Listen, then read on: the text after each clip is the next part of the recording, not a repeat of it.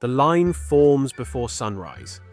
Men, women, children, all standing silently in the cold, clutching sacks and baskets as if holding on to something solid might steady the day. The smell of damp stone mixes with stale sweat and smoke from nearby chimneys. Somewhere down the street, a baby starts crying. No one turns around. The bakery door is still closed. When it finally opens, there will not be enough bread.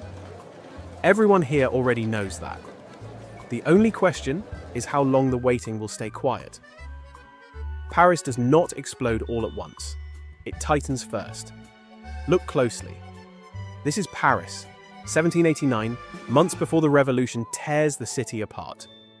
Nearly 600,000 people are packed into a capital built on hierarchy, ritual, and fragile supply lines. Bread is life here, and life is becoming impossible to afford. Tonight, we are walking through Paris at the edge of collapse. We will move through its streets, markets, tenements, and taverns, watching how hunger reshapes daily life long before politics does. By the end, you will understand why the revolution does not begin with ideas, but with empty stomachs. Would you survive this city? Paris in the late 18th century is dense, noisy, and unevenly fed. Narrow medieval streets twist between tall stone buildings. Upper floors block light and trap smells. Waste runs along gutters until rain carries it toward the river. Most Parisians are workers. Artisans, laborers, servants, porters. They earn just enough to buy bread, and bread consumes most of their income. When prices rise, everything else collapses. There is no refrigeration, no reserve stockpile for the poor. The city depends on daily deliveries from the countryside. If grain slows, Paris starves almost immediately. And in 1789, grain is slowing.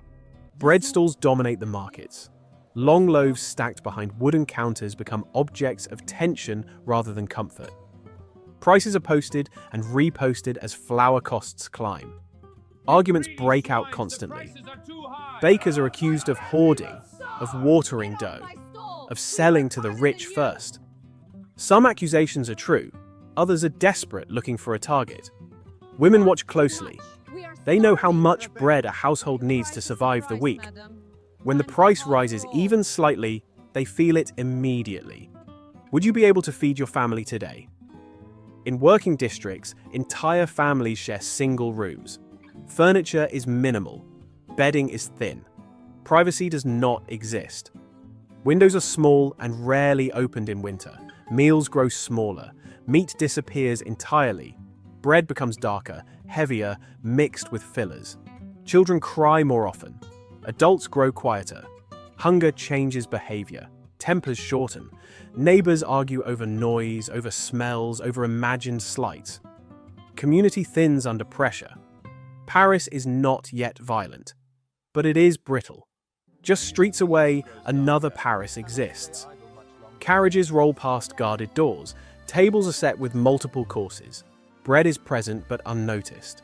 The contrast is impossible to ignore. The poor see it daily. They deliver goods to these homes. They scrub their floors. They watch waste thrown out that could feed entire families. Resentment does not begin as ideology. It begins as observation. Employment is unstable. Workshops close when orders slow. Seasonal labor disappears without warning. Wages do not rise with food prices. Men line up for work that may not exist. Women take in laundry or sewing for pennies. Children are sent out to beg or scavenge. When work fails, hunger accelerates. And when hunger accelerates, patience collapses. Would you survive without steady wages here? Paris runs on rumor. News travels mouth to mouth, growing darker with each telling. Grain convoys are said to be intercepted. The king is said to be indifferent. The nobles are said to be feasting. Some rumors are exaggerated, others are true enough to matter. Fear spreads faster than facts, and fear sharpens every shortage into an insult. Taverns fill as evenings fall. Alcohol dulls hunger and loosens tongues. Conversations grow louder, angrier. People complain openly now. about prices, about taxes, about authority. What was once whispered becomes shared grievance. These rooms are crowded, smoky, and restless. A single argument can turn physical quickly. Paris is learning how close it is to the edge. Authorities try to maintain order. Patrols increase near markets. Bakers are watched closely. Grain stores are guarded. But enforcement only highlights scarcity. Every guarded cart suggests something worth stealing. Every soldier suggests fear at the top. Trust between the city and its rulers thins with each patrol. By early summer, hunger has settled into daily life. Not dramatic starvation, something worse. Constant deprivation. People wake up tired, go to bed hungry, count coins that no longer work. And now, the question hangs over Paris like smoke. If bread does not come tomorrow, what will people do instead? Some streets erupt before nightfall. Men overturn carts. Women push through lines with fists raised. Children are dragged into the fray by parents too tired to resist. Guards try to intervene, but the crowd moves faster than authority. When they are struck, retaliation is swift. When they retreat, the message spreads. There is no protection for the desperate. Bakeries are looted. Flour and bread are carried off into alleys. Some bakers are forced to sell at prices set by the mob. Others are stripped bare, doors smashed, ovens extinguished. The city has begun teaching its own lessons in justice. Hunger, more than law, now rules. Would you step into a crowd like this or run for safety? Women, not men, are often the catalysts. They carry the responsibility for feeding families. They feel shortages first. They shout the loudest. They organize quietly, pointing, instructing, coordinating within the chaos. Their anger is not ideological. It is practical, urgent, and impossible to ignore. The women of Paris in 1789 are, in many ways, the first revolutionaries. They do not call it liberty yet, they call it survival. As chaos grows, fear climbs the social ladder. Wealthier Parisians barricade themselves behind gates. Some flee to estates outside the city. Merchants hire guards for delivery carts.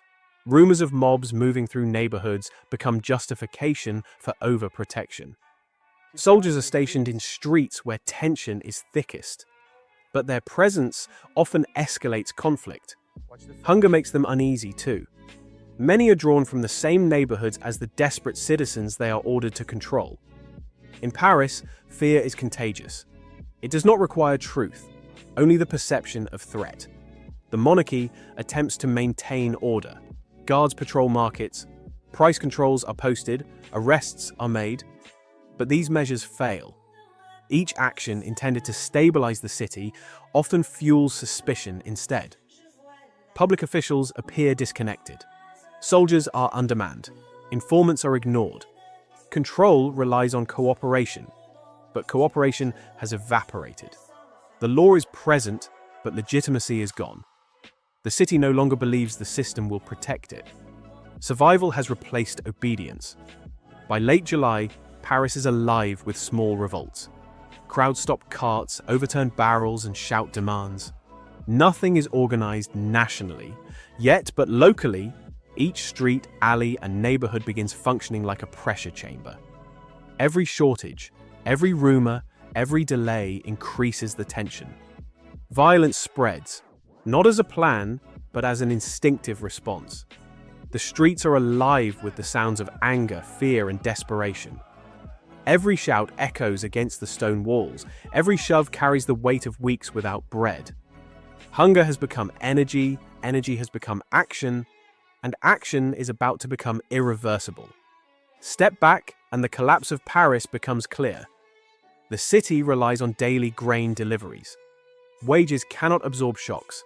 Prices are manipulated or delayed. Leadership responds slowly, while rumor spreads instantly. The physical city concentrates people into narrow streets where conflict is unavoidable. The system is fragile, but it appears unyielding. The monarchy and its officials act as if order is eternal, while the population already moves like a wave that cannot be contained. Hunger is not just food, it is a vector. Fear accelerates it. chaos is inevitable when survival trumps structure. This is the invisible machinery behind the crisis. Without understanding it, one sees only mobs, not the city breaking from within. By early August, the city balances on a knife's edge. Markets reopen and close within hours. Bread is distributed unevenly. Crowds form, disperse, then return. Patrols no longer deter anyone. Soldiers retreat when confronted. Neighborhoods organize their own watches. Rumors of stockpiles, hoarding, and foreign interference multiply. People are not speaking of liberty or rights yet. They speak of bread, survival, and who will control the supplies tomorrow. But this practical desperation has already prepared the city for revolutionary action. Hunger has trained the people in collective behavior long before ideology arrives.